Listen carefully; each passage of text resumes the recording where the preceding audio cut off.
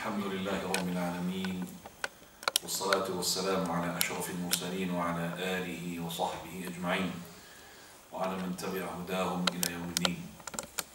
Indeed, all praise is due to Allah, and may peace and blessings be upon His Messenger Muhammad sallallahu alayhi wa alihi wa sallam.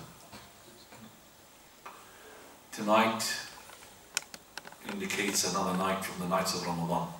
Already we have passed 12 nights. And tonight, the 13th night. Almost half Ramadan. And every Muslim should be keen and should be worried as well to know, have I achieved what Allah subhanahu wa ta'ala wants me to achieve from this month? Did I reap the fruit which Allah subhanahu wa ta'ala wants me to reap? That is the taqwa. That's what you should be concerned about.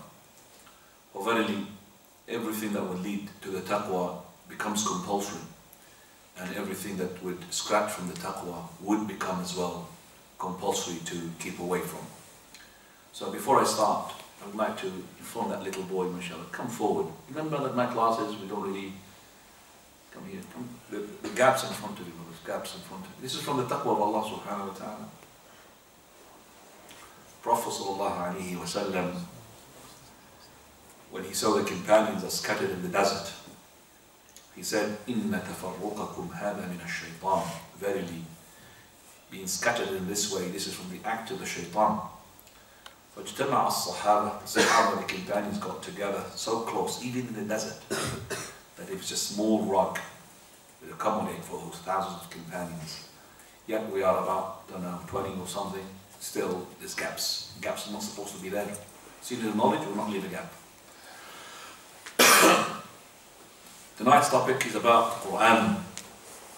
What more do we want to talk about than the Qur'an? Because Allah subhanahu wa ta'ala, He says, شهر رمضان الذي أنزل فيه. This is the month of Ramadan in which the Qur'an was revealed.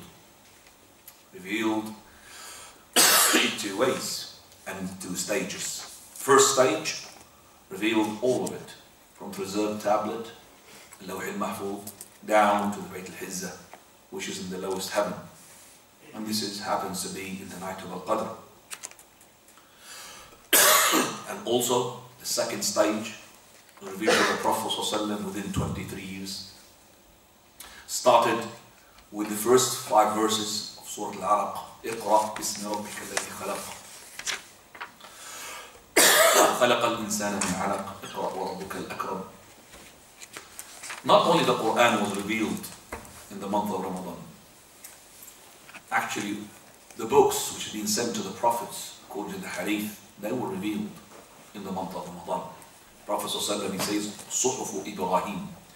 The scrolls of Ibrahim was revealed in the beginning night of Ramadan. The Torah was revealed to Musa alayhi salam in the 7th of Ramadan. The Bible, the Injil, the Gospel, was revealed to Isa alayhi salam on the 13th night. And the Zabur, according to the Psalms, was revealed on the 19th night. And the Qur'an was revealed on the 24th night of Ramadan, according to the hadith. So if it is the case, then we have to make sure that we grab this opportunity in the month of Ramadan to increase in recitation of the Qur'an. And Allah subhanahu wa ta'ala made this month to be compulsory to fast because of the month of Ramadan. شهر رمضان الذي أنزل فيه القرآن هدى للناس وبينات من الهدى والفرقان فمن شهد منكم في الشهر فليصم. Because they said because of Ramadan is the month of the Qur'an, that's why Allah made fasting obligatory in the month of Ramadan. It is narrated from Talha ibn Musarrif, one of the great followers, a reciter of the Qur'an, and a person who was also a person that is from the Qurra of the Kufa. A person who was from the followers, a great man, Talha ibn Musarrif. He said, I have asked Abdullah ibn Abi Awf, Abdullah ibn Alqama. Abdullah is a companion. His father, Abu Awfa Alqama, is also a companion. not only just a companion, for verily the father of Abdullah is one of those people who had witnessed the pledge of Ridwan underneath the tree, which Allah subhanahu wa ta'ala had said, لَقَدْ رَضِيَ اللَّهُ عَنِ الْمُؤْمِنِينَ إِذْ يُبَايِعُونَكَ تَحْتَ الشَّجَرَةِ فَعَلِمَ مَا فِي قُلُوبِهِمْ. Allah is pleased with those people who are giving you the pledge underneath the tree. So Abdullah ibn Abi Awfa, he comes from that companion, and he's a companion himself. He was the last companion to die in Kufa. Abdullah ibn Abi Awfa radiallahu anhu wa ardah, whom the Prophet sallallahu alaihi wasallam, he said to his father when he gave the sadaqah, Allahumma barik ala ali Abi Awfa. Allahumma salli ala ali Abi Awfa. O Lord, put barakah and salah upon those who are from the family of Abu Awfa. When he met Abdullah ibn Abi Awfa, he said to him, هل أوصى رسول الله صلى الله عليه وسلم بشيء? Did the Prophet of Allah make a will? He said, no, he did not leave anything, so he did not make a will.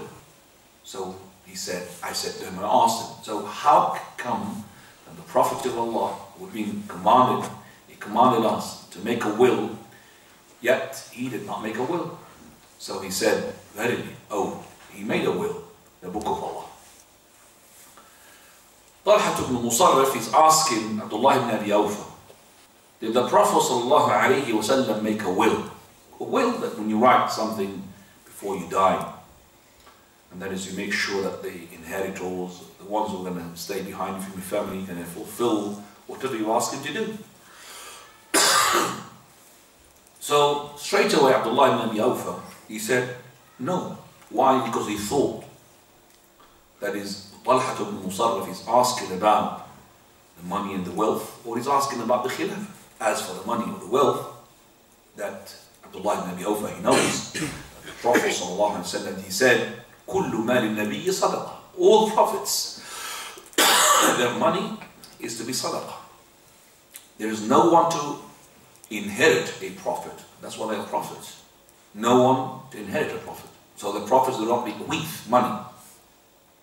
As for the land, it was sadaqah. As for the thing that left by the Prophet of Allah was his mule and his weaponry, and all of it as well was given sadaqah.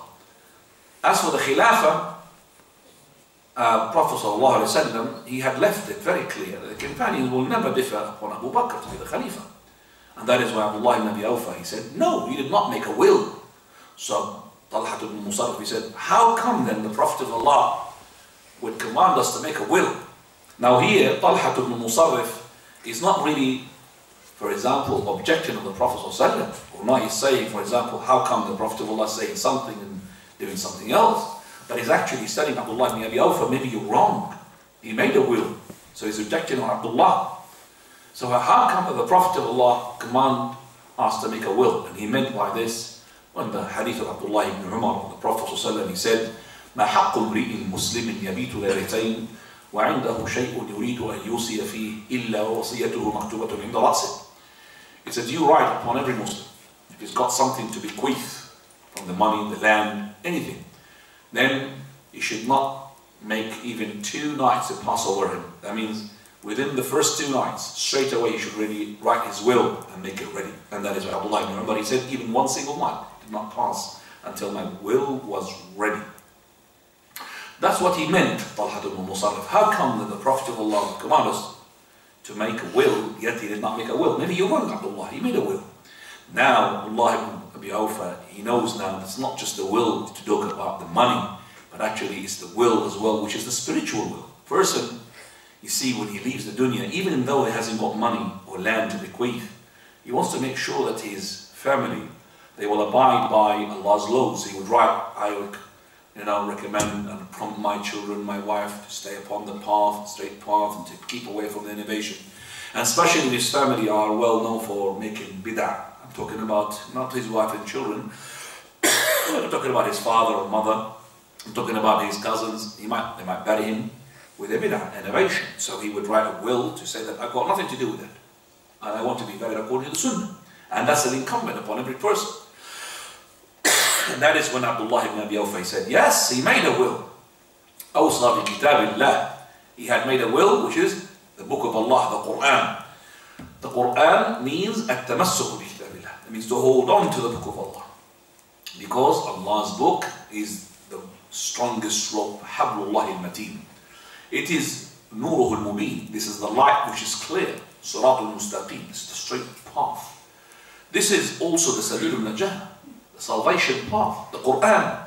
Allah subhanahu wa ta'ala says that clearly in Surah Fussilat. Verse 42, وَإِنَّهُ لَكِتَابٌ عَزِيزٌ. Verily, it's a mighty book. لَا يَأْتِيهِ الْبَاطِلُ مِنْ بَيْنِ يَدَيْهِ وَلَا مِنْ خَلْفِهِ. Batil and falsehood does not come to it, whether from the back, or from behind, or from the front. تَنْزِيلٌ مِنْ حَكِيمٍ حَمِيدٍ.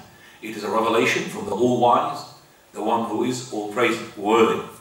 In the Qur'an, we find the future, we find the past, and we find the present time. We find the information about the people, the nations before us, and the ones who are going to come later on.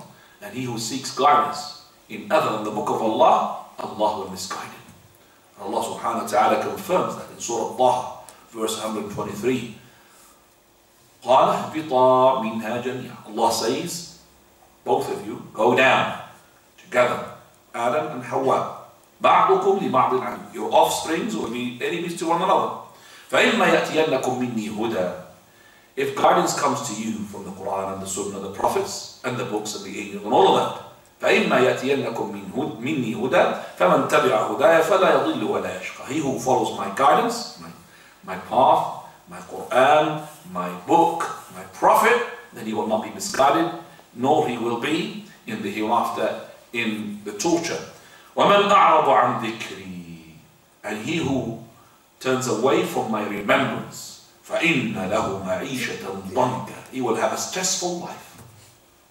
He will have an agonizing life. وَنَحْشُرُهُ يَوْمَ الْقِيَامَةِ أَعْمَى. And we will raise him up as a blind man.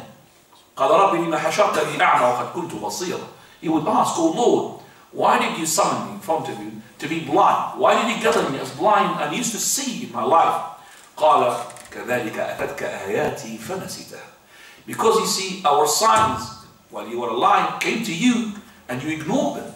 وَكَذَلِكَ الْيَوْمَ تُنْسَى. And that's why we ignore you today. You're going to be ignored. There will be no mercy. There will be no mercy and there will be no salvation. And Allah subhanahu wa ta'ala, he says also, وَكَذَلِكَ نَجْزِي. And also when he recompense and reimburse مَنْ أَصْرَفَ وَلَمْ يُؤْمِنْ بِآيَاتِ رَبِّهِ. And those are the ones who have made transgression and he did not believe in the verses and the signs of the Lord. وَلَعَذَابُ الْآخِرَةِ أَشَدُّ وَأَبْقَى. And the punishment of the akhirah, the hereafter, is ashad, more severe, وَأَبْقَى, and also will be lasting and you'll be enduring. Allah subhanahu wa ta'ala also had commanded his Prophet sallallahu alayhi wa sallam to recite the Qur'an. Surah Al-Kahf, verse 27, Allah says, وَاتْلُ مَا أُوحِيَ إِلَيْكَ مِنْ كِتَابِ رَبِّكَ. And recite, O Muhammad, whatever has been revealed to you of the book of Allah, the book of your Lord. لَا مُبَدِّلَ لِكَلِمَاتِهِ. There is no one to exchange his words. وَلَمْ تَجِدَ مِن دُونِهِ مُلْتَحَدًا. And you're going to find no shelter except with him. Not only that, Allah has commanded his Prophet Muhammad to declare to the people that have been commanded to recite the Qur'an. Allah says in Surah An-Naml, verse 91, إِنَّمَا أُمِرْتُ أَنْ أَعْبُدَ رَبَّ هَذِهِ الْبَلْدَةِ. Verily I've been commanded, say to them, O Muhammad, I've been commanded to worship the Lord of this city, الَّذِي حَرَّمَهَا وَلَهُ كُلُّ شَيْءٍ. The one who made it sanctified city, which is Mecca. And for him belongs everything. وَأُمِرْتُ أَنْ أَكُونَ مِنَ الْمُسْلِمِينَ. And I've been commanded to be from the Muslims. وَأَنْ أَتْلُوَ الْقُرْآنَ. And I've also been commanded to recite the Qur'an. This recitation will get you closer to Allah subhanahu wa ta'ala. Allah Azza wa Jalla, he made this Qur'an is a great reward. If you recite it, it will be great reward. On the day of resurrection, it will intercede for you. That recitation will stand up before Allah and will say, O Lord, I prevented him the sleep. I prevented him the relaxation, except my intercession. And intercession will be accepted. It is, the reward of it is so great. The Prophet of Allah, he said, Man qara'a harfan min kitabin. Who recites one letter from the book of Allah, he will have one hasana. And each hasana will have a multiple of 10. La aqulu alif lam mim harf. Alif lam mim, I don't say it is to be one letter. This is the beginning of, for example, the chapter of Surah Al-Baqarah. Alif Lam Mim. Surah Al-Imran. Alif Lam Mim. It is not one letter, but Alif is one letter. Lam is one letter. Mim is one letter. So they are 1, 2, 3. So it's 1, 2, 3 hasanat multiplied by 10. That's 10, 10, 10, 30 hasan. If you recite the Fatiha, there is 113 letters multiplied by 10, 1130. You recite the Fatiha at least 17 times a day. That's 17 rak'ah. That's compulsory. Apart from the voluntary, that's equivalent to 19,000 hasanat if you just recite the Fatiha in the obligatory prayer. So it is immaculate and profitable sort of business. You can't get more profit than this. No matter how much you're going to make money, you can't make 19,000, you know, mashallah, just for that. That's a hasanat from Allah subhanahu wa ta'ala. So if it is the case, it is tijara rabiha, and this is what the Prophet sallallahu alayhi wa sallam, he told the companions in a-Suffah, in Sahih Imam Muslim, on the authority of Uqba ibn Amir radiallahu anhu, and Uqba is one of those companions who were poor, and they were jobless, no work. And they used to have a place called a-Suffah, inside the masjid, but it's not considered from the masjid, and it's not anymore in the masjid at the moment.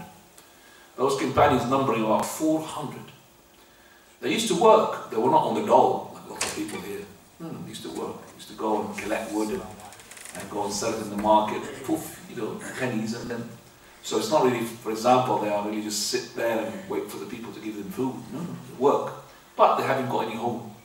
So when the Prophet ﷺ migrated from Mecca to Medina, so many companions migrated as well, they left their wealth at home. So that is why they didn't have any home. And also some of the poor people from the Ansar were very few. And also they were in that place called Ahlul Suffah. Uqba ibn Amir, he said, the Prophet of Allah came to us, Ahlul Suffah. And the Messenger of Allah, he said, أَيُّكُمْ يُحِبُّ أَيَّهُ إِلَى بُطْحَانٍ أَوْ الْعَقِيقَ. Who wants to go to such and such market, that is Buthan or Al-Aqiq? This is our well-known markets. Only precious goods to be sold there. That is the most expensive camels. You know, like imagine that you go to a car show only for Lamborghinis and, you know, Porsche. If you're a poor person, I mean, I don't think maybe they're going to allow you to go inside. Because you're poor, you're not going to buy anything from there. Maybe you have to be, you know, standard. It's like a special, people have a special invitation to go there. So these two markets as well for rich people. So only for those very expensive camels. So he's talking now to, remember, jobless, homeless people got nothing. Who amongst you wants to go to the market of such and such? That is, and he mentioned Buthan or Al-Aqiq. And he comes back with 2 she camels, Kalmawain. MashaAllah, great humps on top of it. Not just 1, 2 humps on each. It's like a fine, you know, like a double carburetor, MashaAllah, very powerful. 2 great humps. من غير إثم ولا قطيعة رحم. That is without any sinning and without severing your kinship with your relatives. It's impossible.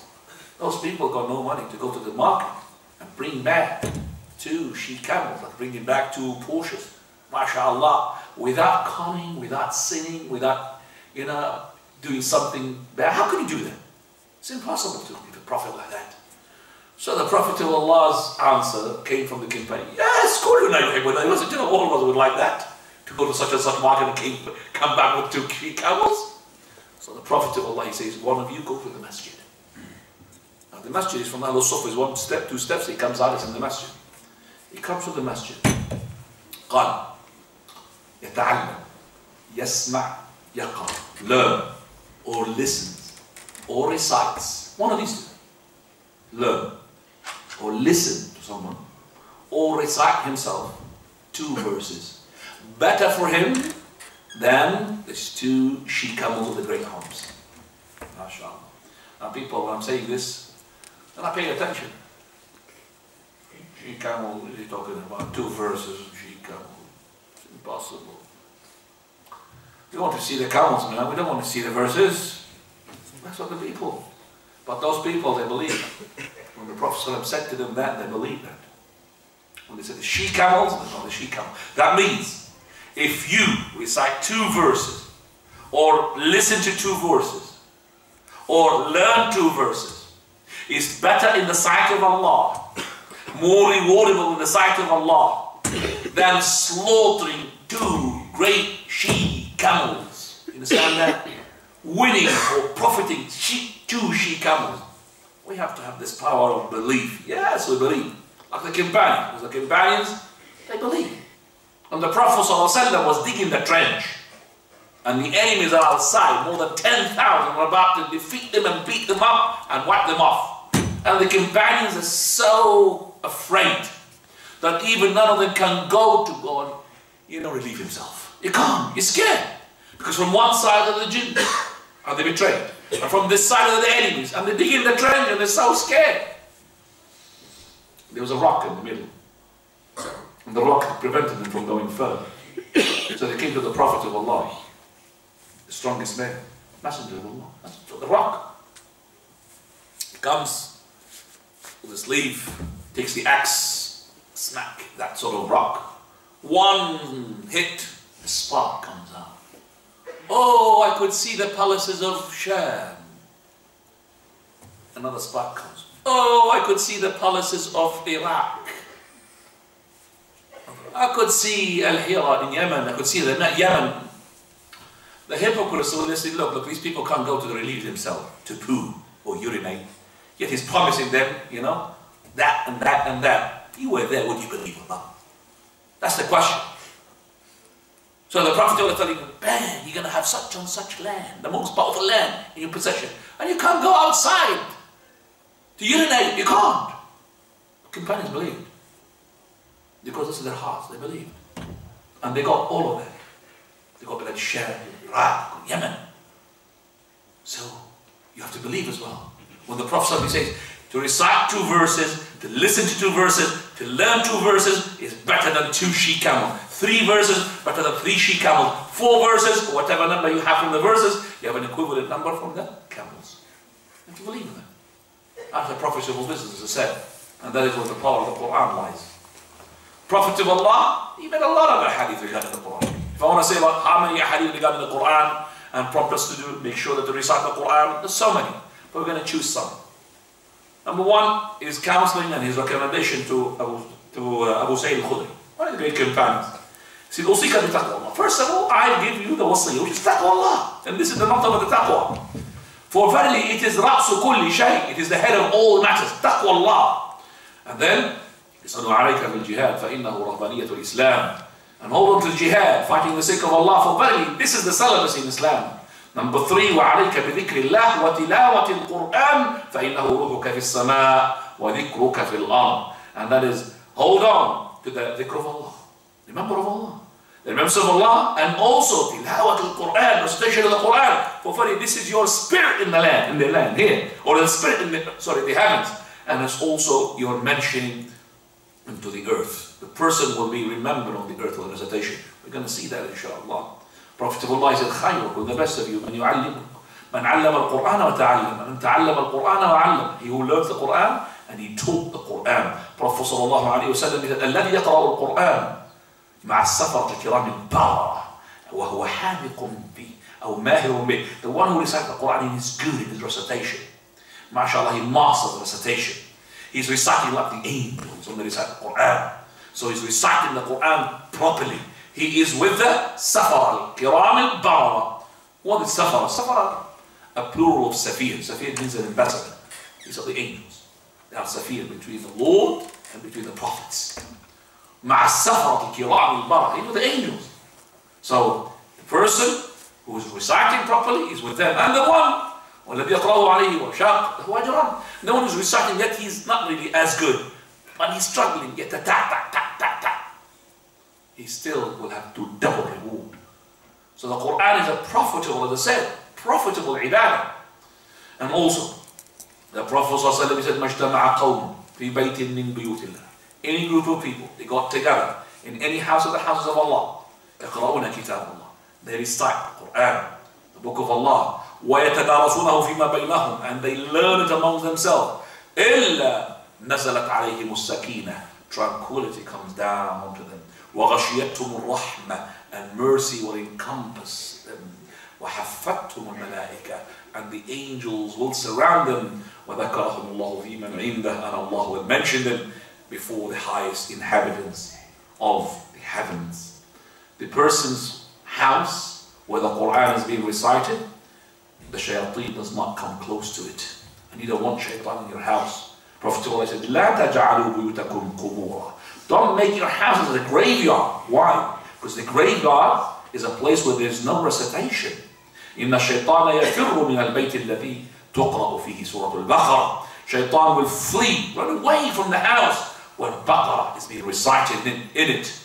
And also, the Prophet ﷺ, he said that the house of the person who recites the Qur'an, the angels will as well encompass it, and it will shade it, and they will look at that house with happiness and with joy.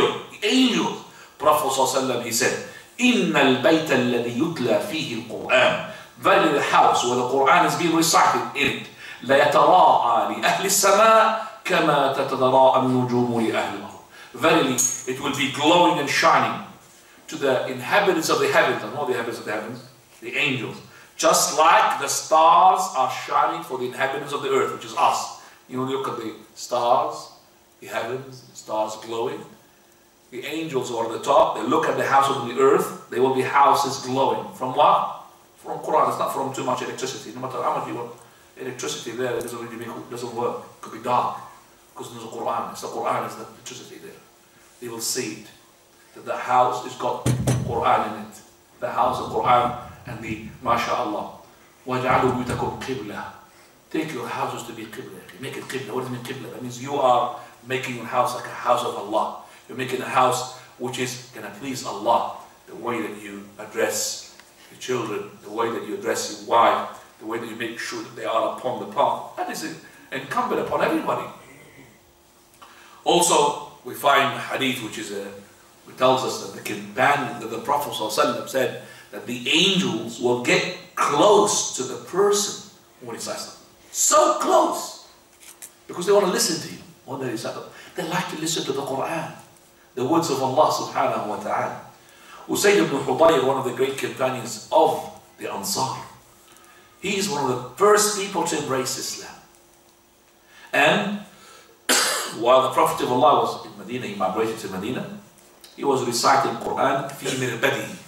You know when they, for example, they collect and they gather the haystack, all of that in the farm. So he's next in the mirbad, and he was reciting the Qur'an. Suhaib ibn Hudayr radiallahu anhu. And he had a horse which tied up. Actually, he was not really tied up, he was loose. And he had as well his son. And he was reciting. While he was reciting, the horse started moving. So he went quiet. So the horse started moving, so he went quiet. Then he started reciting again. And the narration said he was reciting Surah Al-Baqarah. Baqarah makes shaitan goes away and makes the angels come down. So he was reciting again. Not just Surah Al-Baqarah, any Quran, any verses. And the horses started sort of shaking, going from one side to another. So he stopped. The horse stopped. So he recited again, third time. The horse the ground sort of jolted a lot. And he was scared for the little son, Yahya. He might stop on top of him and kill him. So he stopped and he left. But when he left, he looked up and he saw a cloud coming down very close. And in it there's lanterns, siraj, surj, like lights. As soon as he looked, he went up. فَصَعَدَتْ فِي الْجَوْءِ. And he can't see it anymore. So he went to the Prophet ﷺ. It's a phenomenon which I've never seen before. He's asking the Messenger of Allah, Prophet of Allah, you know, last night I was reciting the Qur'an. I was next to my birbat, and then I had son, my horse was there, Yahya was there, and I was reciting. And then suddenly the horse started sort of, moving from one side to another. Prophet said, "Iqra ya ibn Hudayr." When he said, I went quiet, Prophet said, recite, the son of Hudayr, come on, Iqra. I said, yes, I did recite, Messenger of Allah. But the horse straight away again started moving. So I stopped. Iqra ya ibn Hudayr. Recite. Come one who say, I did recite. It's the second time. And the horse moved again for the second time. So I stopped. اقرأ يا ابن حضير. Third time. They recited Messenger of Allah, but the horse jolted, very vigorously. So I went quiet. اقرأ يا ابن حضير. Recite. He said, Messenger of Allah. I couldn't. I was scared of my son. I couldn't really, because my son was really dangerous when I couldn't my son. But Messenger of Allah, that's what came to ask you now. Something came down. I saw like a cloud. And in it there is like lights, lanterns. And as soon as I looked, it went up. He said, these are the angels. They got close to listen to your recitation. If you continued to recite, they would have been so close that even the people would see them with their own naked eyes. And that's what Suhaib ibn Hudayr radiyallahu anhu wa ardah. Are you okay? Yeah? That's the story of Suhaib ibn Hudayr radiyallahu anhu wa ardah. The Qari al-Qur'an, the recited the Qur'an, Allah subhanahu wa ta'ala will elevate him in the dunya, also in the times when there is very important issues, and also in the death, and also in the hereafter. He will be elevated. In the dunya, in Surah Abi Dawood, the authority of Abu Musa al-Ash'ari, he says that the Prophet sallallahu alayhi wa alihi wa sallam said, Inna min ijlali Allahi ta'ala, verily, from the way that you magnify Allah Azza wa Jal and exalt Him, ikramu shayba, that is to respect and honor the person who's got shayba. Shayba means grey hair, means an old man. Qal al-Muslim, the one who is Muslim. The one non-Muslim, you do that, but the Muslim, you have more right on him, on you. Then he says, وَحَامِلِ الْقُرْآنِ, and the one who memorized the Qur'an. The one who recites the Qur'an. You have to have ikram to him, to honor him. قال غير الغالي فيه والجافي عنه, but with a condition, the one who does not go extreme in it. What is extreme in it? He recites a lot? No. The one who is extreme is the one who does not interpret the Qur'an according to the interpretation of the Prophet ﷺ. The one who uses the Qur'an to go and kill his neighbor. Says La ilaha illallah. This is the one who goes extreme. In the name of the Qur'an, they kill the Muslims. That's the extreme. And wal-jafi an, the one who keeps away from it. These are the ones who are not good. The one who recites the Qur'an and he does it according to what the Prophet of Allah told him to do. Wa ikrami lis-sultan. And by the way, from the extreme as well, to recite the Qur'an for less than 3 days. Because the Prophet of Allah said, don't do that. It will not be understandable. And that's why he told Abdullah ibn Amr ibn al-As, don't recite it 3 days, less than 3 days. And the last one he said, wa ikrami lis-sultan al-muqsit, and also to honor the one who is a leader, who is adil, the just. That's from the honor as well that you should do. In Sahih ibn Muslim, also we find another type of honoring from Allah Azza wa Jal to the recite of the Qur'an. And Amir ibn Wafilah, he said, Umar al-Khattab radiallahu anhu, he met Nafi' ibn Abd al-Harith. Nafi' ibn al-Harith, a person whom Umar al-Khattab used to employ to be like the mayor of Mecca. So he met him in another place called Usfan. It's not far away from Mecca. It's one of the provinces that belongs to Mecca. It's like a district, it belongs to Mecca. So he said to him, you left Mecca. Whom did you employ, instead of you there to be in charge, like a deputy mayor in Mecca? So he said, Ibn Abza. He said, who is Ibn Abza? Umar Khattab is asking. He's the Khalifa. Who is Ibn Abza? He said, he is Mawla from Mawalina. A slave used to be, and we set him free. Set free slave, we made him to be in charge? He said, well, he's the most learned in the fara'id, meaning the rules of inheritance, and also very knowledgeable recitation of the Qur'an. So the Prophet ﷺ, he said, Ya subhanallah, ama inni qad sami'tu min Rasulillahi sallallahu. Very, I've heard from the Prophet ﷺ, Inna Allah yarfa'u bihada al-kitabi aqwama wa yada'u bihi akharin. Allah with this book, the Qur'an, would elevate people, and with other people would put them down. Elevate the ones who hold on the Qur'an. Elevated that one who is a slave was set free, and he's at the moment, he's in charge. He's a mayor, deputy mayor. And that one who is keeping away from the Qur'an, abandons the Qur'an, Allah will put him down. وَيَضَعُ بِهِ آخَرِينَ. SubhanAllah. Not only that, we find the person who is the most learned in the Qur'an, he is the one to take the leadership of the Imam. Amr ibn Salama radiallahu anhu, he was telling us something that happened to him when he was a kid, 6 to 7 years old. Amazing. He said, the people were waiting for Fath Makkah. Who is going to be the winner between Quraysh and the Prophet of Allah? And they were saying that if the Prophet of Allah takes Mecca, those tribes will come and embrace Islam. So as soon as the repossession of Mecca took place, the tribes came to embrace Islam. One of them is the tribe of his father. So he went, and also he used to go to the Prophet of Allah, and whatever he learns from the Messenger of Allah brings back to his tribe and tells them.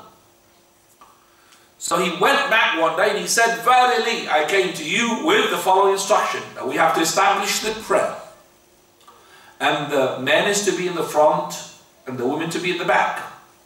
And the one is to lead us is the one who knows the most about the Qur'an. When I was 6 or 7 years old. Now because I used to listen to the caravans where in it companions, they used to recite Qur'an, I used to memorize. Whatever verse they recite, I used to memorize. And the kid, you know, when he's a kid, the kids are wizards. Straight away they memorize. So I used to memorize. Every time they pass by, I memorize. So they look around, there's no one who knows more Qur'an than me. So I was 6 or 7. And not only that, I didn't have enough clothes to cover myself. So they made me to lead. Because the Prophet of Allah, he said what? The one who leads is the one who what? Knows the Qur'an the most. I'm going to tell you something. Is it true that if you were there yourself and you are just embrace Islam, you're going to implement the instruction of the Prophet of Allah straight away like that and make a kid to lead you? Is it like that? No way. That's why I just say to you, these companions are hand-picked. Do you understand that? Hand-picked. Well chosen to be the ministers of his Prophet. Those companions, سَمِعْنَا وَأَطَعْنَا, surrender, we hear and obey. He said to them that, they would apply it. So who's the most Qur'an? They didn't say, oh, the Prophet of Allah did not mean a kid. No, he said, the one who knows about the Qur'an, kid or not kid. So they put him, 6 or 7 to lead him. And I'll tell you, to lead, the Arabs for leadership, they fight for it. They're well known for that. They fight for the leader, just to fight who's going to be the king. There's wars for that. But they companions embrace Islam, that's it. They leave this sort of paganism. This is factionalism. They leave all of that. And they come to the deen. Khalas, the elite. So he says, I used to have a cloak which was even sewn from the middle.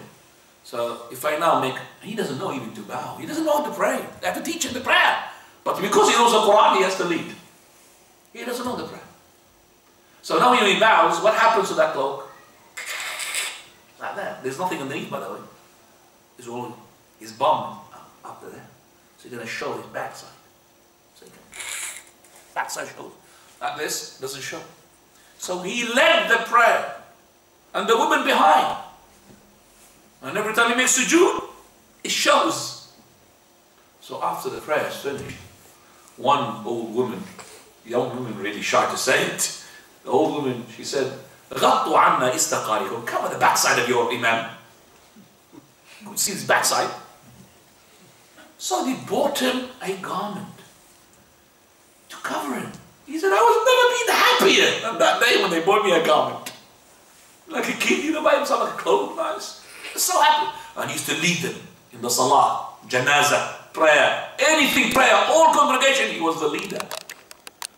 He grew up and he was the leader, the imam. Why? Because of the Qur'an. Again, to make him the leader. The imamah is, and I remember one person who was just embraced Islam. And he's not an Arab, nor he is Pakistani, nor he is a revert, and he comes from Jamaica. And in 6 years, After he embraces Islam, he started to memorize and master the Qur'an. He led the masjid, became the imam of that masjid, through whom that masjid he embraced Islam. What made him to lead? The Qur'an. He embraced Islam in that masjid. I know that person. And after 6 years, he went more advanced than those people. And he became an imam of that masjid, temporarily. And he does not even belong to that community. But what made him to lead? The Qur'an again. يَرْفَعُ اللَّهُ بِهَذَا الْكِتَابِ أَقْوَامًا. Also the Prophet ﷺ, regarding the person who is behind the imam, it cannot be any person. He has to be as well from those people who are Qur'an hafidh. He cannot be a kid. The kid could lead, but he cannot be behind the imam. Because in case something happened, then that person who's an adult and prudent and sedate will take the right decision.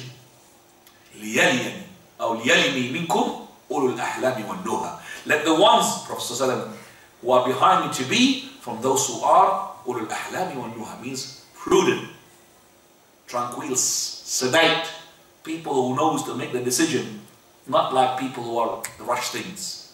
Those are the ones who are behind. So those who are memorize the Qur'an, they will be behind, and that is Ubay ibn Ka'b radiyallahu anhu. He has done this to the following person called Qais ibn Abbad. Qais ibn Abbad, he said, I love to see the companions. He's not a companion. He's one of the followers. And one I most love is Ubay ibn Ka'b. And who's Ubay ibn Ka'b? Shaykh al-Qur'an, the master of reciters, whom the Prophet ﷺ, he said to him, Allah is commanding me to recite to you the Qur'an.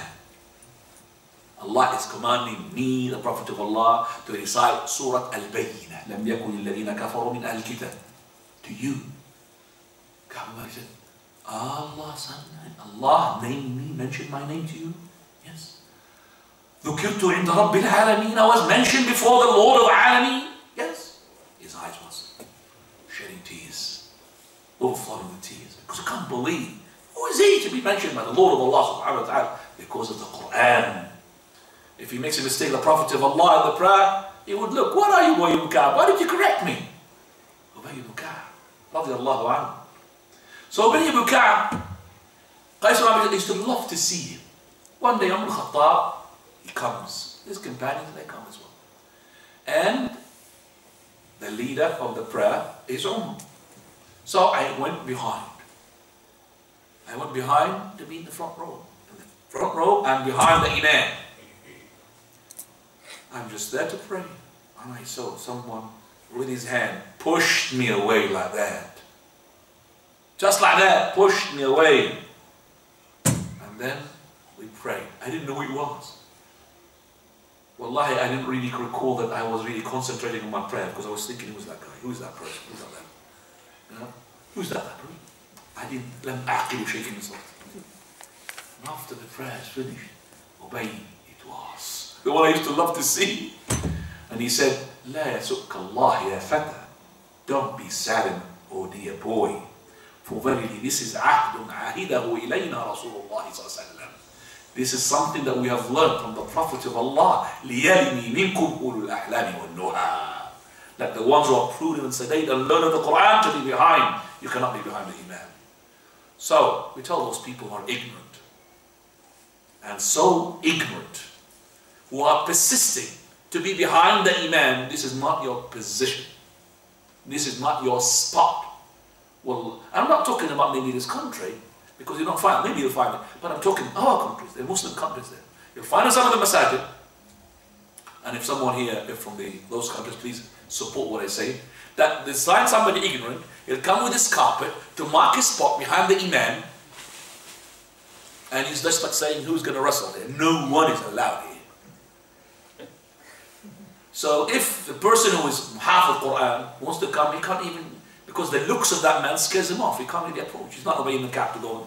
Because if he did that to him, that person might shoot him.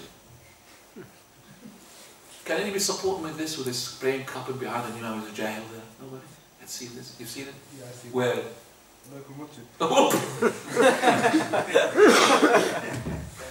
Local masjid, sorry. So it happens here. You'll find him an old man, not learned, not using the Qur'an, and because he comes first, it doesn't matter if you come first, my dear.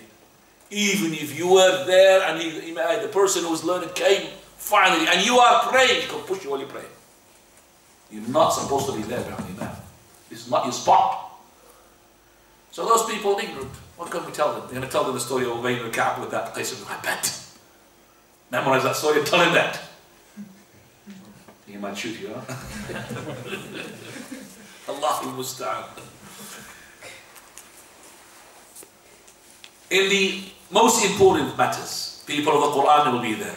Imagine the Shura. The Shura members, consultation committee of Umar al-Khattab, Qur'an reciters, whether they're old or young. Abdullah ibn Abbas, when Umar al-Khattab took the leadership, he was only 15 years old. He's already in the consultation Majlis committee. Allahu Akbar. 15 years old. He used to bring him along. Abdullah ibn Abbas is not just a hafiz, he's an interpreter. Turjuman al-Quran. Interpreter of the Quran. So some of the senior people of Quraysh who were Muslims, they didn't really like it. They were sort of didn't really approve of Umar al-Khattab bringing Abdullah ibn Abbas. But there they say to Umar al-Khattab. But their sort of disapproval somehow crept into the information of Umar. He knew about it. So he wanted to show them that whatever you are disapproving, you're wrong. So he gathers them, all of them. And Abdullah says, and you, he's gathering why? He understood the reason. So he says a question, testing question. He says, you know the surah, إذا جاء نصر الله والفتح. إذا جاء نصر الله والفتح, when the victory of Allah comes. ورأيت الناس يدخلون في دين الله أفواجا. And you find people entering the deen in large numbers. فسبح بحمد ربك واستغفره. O Muhammad, glorify the name of your Lord and seek His forgiveness. إنه كان توابا. Verily He accepts the repentant. According to your information, apart from just the interpretation of this verse, you will know for a fact that this surah talks about the repossession of Mecca. When Mecca was gained by the Muslims, people came into Islam in large numbers. That's the simple interpretation of that. So Umar al-Khattab said, what do you think regarding this interpretation? Some spoke and some did not. The one who spoke, he said, well, we believe it's a prophet of Allah, he's been given glad tidings from Allah. Allah was given Mecca, and then Allah subhanahu wa ta'ala made these people to enter Islam in large numbers.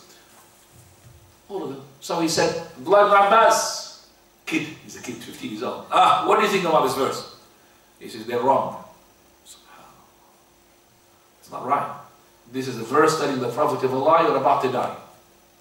It's nothing to do with even the words translation of that verse. How can that kid know something which is not going to be, you cannot really deduce that from the verse interpretation. You can't. But because he is the interpreter of the Quran. Because the Prophet of Allah made dua for him. Allahumma allimhu at-ta'wil wa faqihhu fil Quran. Give him the understanding of the Quran. Teach him the interpretation, and he's the interpreter. Took Jumal Quran. Allah ibn Abbas comes number one in interpretation of the Quran. He said, this is Allah is telling the Prophet of Allah that your death is approaching. Umar al-Khattab said, I know nothing except for what he said. Now they knew why he chose them to be one of the committees of the Shura member, because he knows interpretation more than them. So the person of the Quran, he will have more position, and he will be forwarded into those more important things. Not only that, we find close to the death, we find the person will be honored. In the battle of Uhud, most of the ones who died, companions. 70 plus from the companions were martyred, and they were martyred. Martyrs, we could say they're martyrs because the Prophet of Allah said they are martyrs. And the Prophet ﷺ, he offered prayers, and most of them, some did not have any prayers, because he could bury the martyr without any prayer.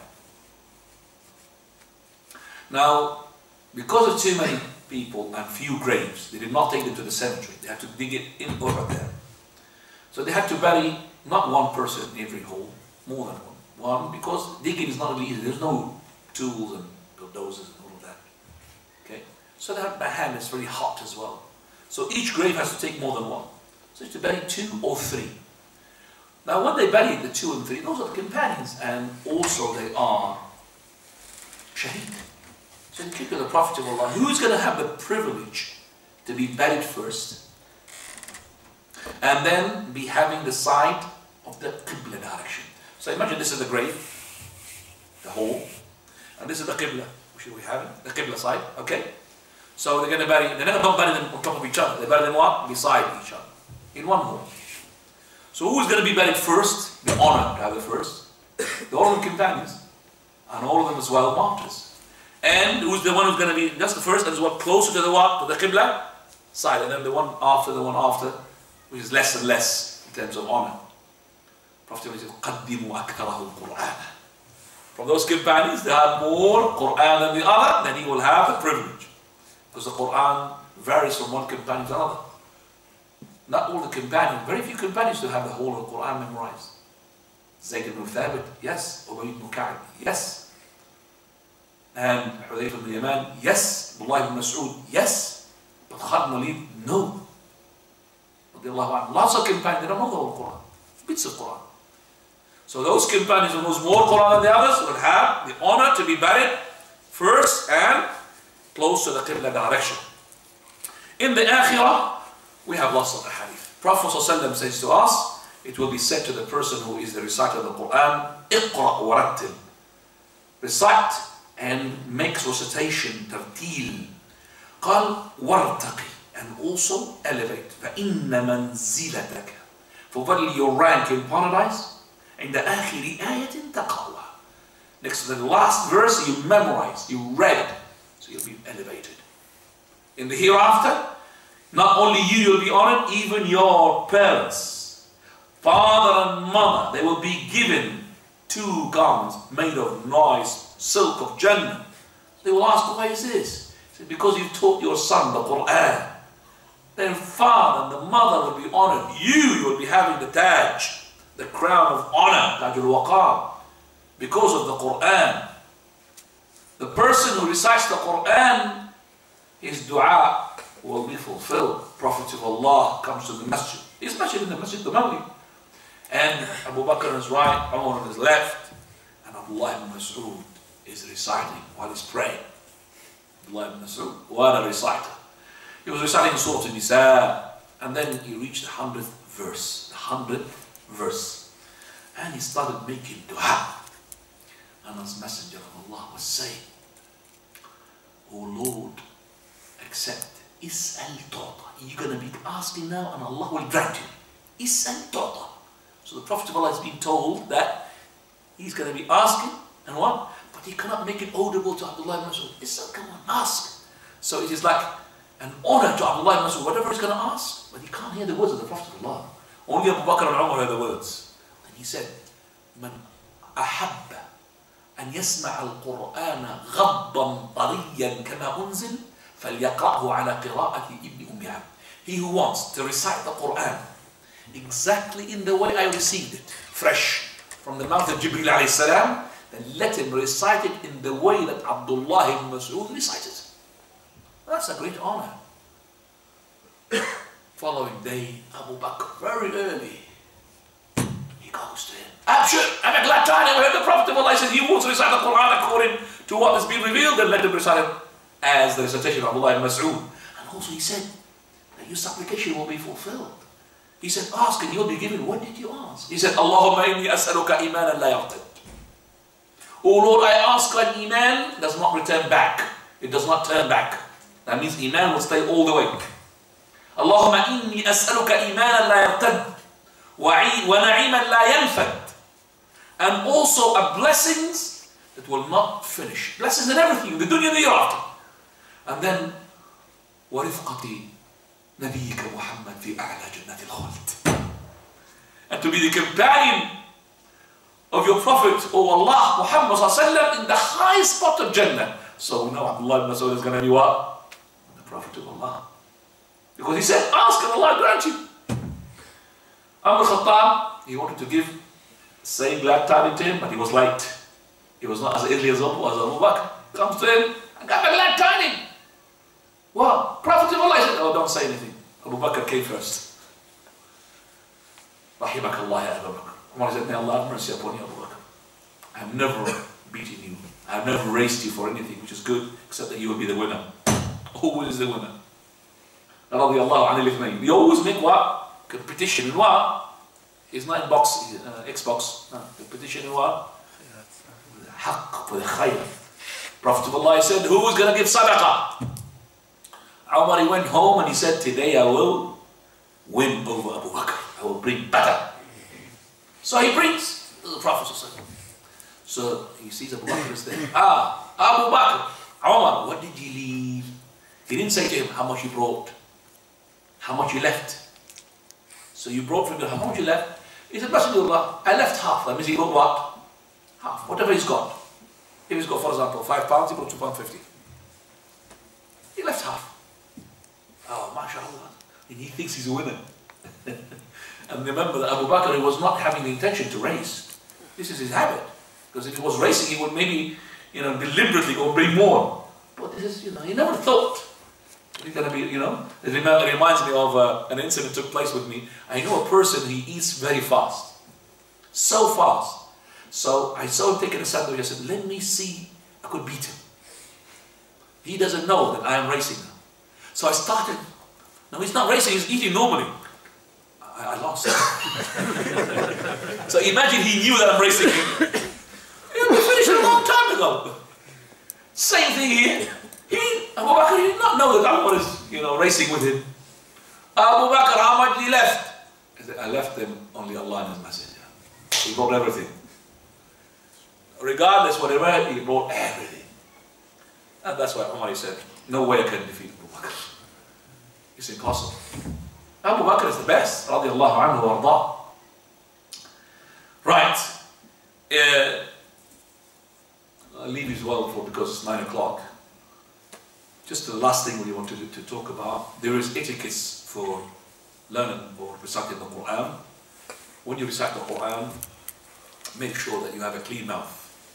Because the angels will take the words from your mouth. So siwak would be good. So use the siwak when you remember of Allah and also when you recite the Qur'an. So the recitation of the Qur'an also needs wudu.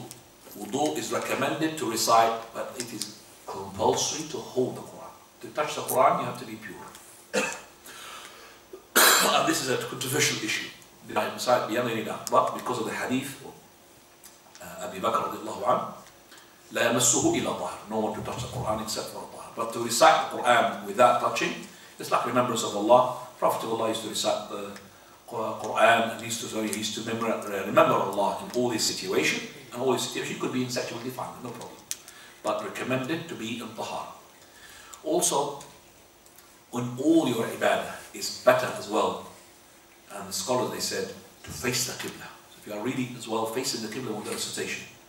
And there's a general hadith from the Prophet ﷺ that is the best of the sitting, the gathering, is the one that you have Qibla in it. Now, this is as well being said by some of the scholars, and it's authentic. And also from the thing that you really make sure that when you recite the Qur'an is to hope for the reward from Allah. You're not reciting to show how beautiful is your voice. And you're not reciting to tell the people, I have finished the Qur'an this Ramadan 50 times. It's not really right. For verily, a person who recites, according to Ibn al-Qayyim, one verse, and he memorizes it and he learns what is in it and he interprets it, better than the person who had finished it 3-4 times the whole Qur'an. Just one verse. You knew what it is and you learned what it is. That's what Ibn al-Qayyim said. What it is better than finishing the Qur'an one you don't understand a word from it. You're just like a parrot. You know parrot? Parrot. He doesn't understand. Parrot, what does he say? Parrot. You say Allahu Akbar, he doesn't say anything. He doesn't understand what Allah. He's just saying Allahu Akbar. You become like a parrot. We want you to learn what you say. And, most important, have ikhlas, sincerity. You are sincere to Allah. The sincerity is very important. For those people who will be ignited in the fire, one of them is the one who does not have sincerity. A reciter, he comes. Allah will summon him before him. He will say to him, I've given you all of that. What did you do? He will say, Lord, I learned the Qur'an and I taught it. Now, in the record, it says there, it's a good deed for him, doesn't it? He taught the Qur'an and he learned the Qur'an. Because those angels, they only write what comes out of you, whether it's from the hand or the mouth or the legs, whether they speak. So they've seen you teaching the Qur'an, learning the Qur'an. They don't know about your heart. Who knows about the heart? Allah. You're going to be exposed there. So in the record, mashallah, it's a good deed. But it's all of it against you. Because you did not learn it for the sake of Allah. And Allah will expose that. So you will say, what did you do? I have learned the Qur'an, I taught it. He said, no, you're a liar. And the angels confirmed, you are a liar. You've done that so the people would say, God, recite it. And it was said. You've taken your reward in the dunya. You got nothing. Zero. Nothing. Zilch. That's nothing you're going to get in this hereafter.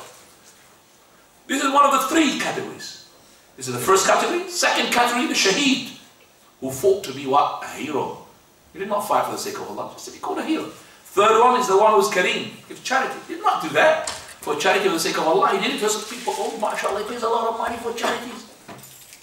All of those will be the first three people who the fire will be united with. Three people, three categories. Before anybody, fuel of the fire will be united with those three categories.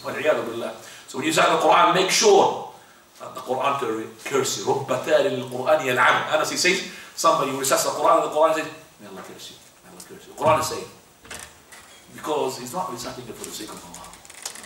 He's reciting it for those people. You heard about these people who goes to the, like a party, basically. It's a party. And the person stays there, and people jump up and down, yeah. Most of them are on hashish.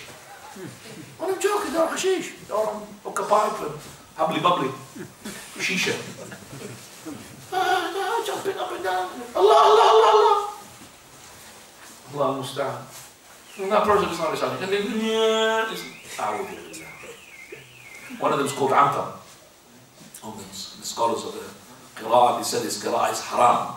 He recites only when he's on hashish. When he's done on hashish, he starts reciting. And he starts cutting words and chewing words. And they think it's good. This is the Qur'an is cursing that person who's reciting it. We stop here inshallah. أسأل الله سبحانه وتعالى أن ينفعنا بما قد سمعنا وأن يجعل ذلك في ميزان أعمالنا. وأسأله سبحانه وتعالى أن يجعلنا من اتقاء هذا الشهر الكريم. If you have any questions regarding what we have heard or anything regarding what you need to learn regarding this month, please go ahead. We know the answer. We'll give you the answer. Otherwise, we'll say Allah Ta'ala. What time is the Adhan? 24, 25? 26. Okay, 26 is it. Right, we got 5 minutes and then we'll leave because of, just to give you time for the iftar. Now, did you say Abdullah bin Abbas was the one who was granted? Yeah, granted the interpretation of the Quran. Now, but the one that who made dua? the Prophet made in dua. The one who was praying to Allah. Oh, Abdullah bin Mas'ud. Abdullah bin Mas'ud. Yes. Now, Abdullah bin Abbas. Now. If you use siwak whilst you're fasting, the kind of juice that comes, is it your saliva? When you use what? When you use the siwak during the day when you're fasting, the kind of juice that comes, you have to spit it out. Juice of what? You know, like from the siwak, or is it from your saliva? No juice comes from the siwak. It's your saliva. Can't be. There's no juice. So it would. So when you do the siwak, it's actually saliva. It's mixing with the siwak. That's all it is. Siwak. The saliva, if it's yours, it does not break the fast. Well, if you spit it out and you lick it back again, it will break the fast. So if you put it on the siwak and start licking the then it becomes breaking of the fast. You understand that? It's like the phlegm. You know, the phlegm is really disgusting. Once you have a phlegm, you should really spit it out.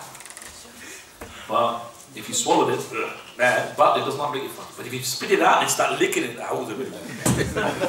sorry to put you off on the food. Now.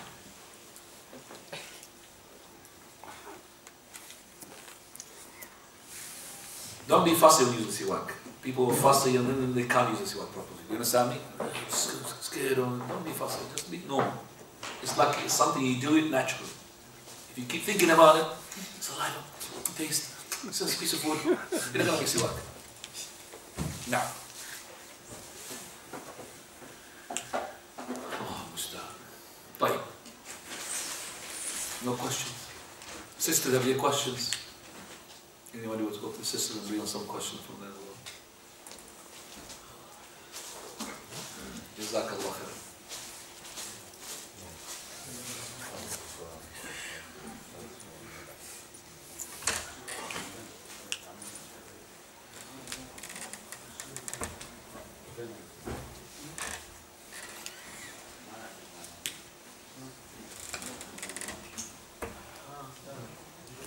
No questions? سبحانك اللهم وبحمدك أشهد أن لا إله إلا أنت أستغفرك وأتوب إليك.